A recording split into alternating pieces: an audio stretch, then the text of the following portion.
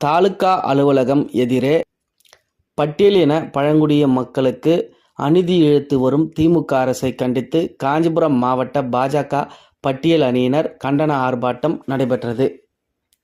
பட்டியல் பழங்குடியின மக்களுக்கு இழைக்கப்படும் கொடுமைகள், அவர்களுக்கு ஒதுக்கப்பட்ட நிதி மற்றும் நலத்திட்ட உதவிகளை மற்ற திட்டங்களுக்கு திசை திருப்புவது, ஒதுக்கீட்டு உரிமைகளை மதிக்காமல் நடத்தும் ஆட்சி முறை ஆகியவற்றை கண்டித்து பட்டியலின மக்கள் ஒன்றிணைந்து இன்று தமிழகத்தின் அனைத்து மாவட்டங்களிலும் ஆர்ப்பாட்டம் நடைபெறும் என பாஜக கட்சி சார்பில் மாநில தலைவர் அறிவுறுத்தி உள்ளார். இந்நிலையில் காஞ்சிபுரம் தாலுகா அலுவலகம் எதிரே காஞ்சிபுரம் மாவட்ட பாஜக கட்சியின் பட்டியல் அணி சார்பில் தமிழக அரசுக்கு எதிராக கண்டன ஆர்ப்பாட்டம் நடைபெற்றது.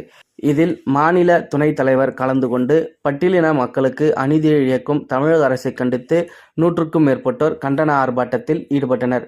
இதில் தமிழக அரசுக்கு எதிராக கண்டன கோஷங்களை எழுப்பியவாறு இந்த கண்டன ஆர்ப்பாட்டம் நடைபெற்றது.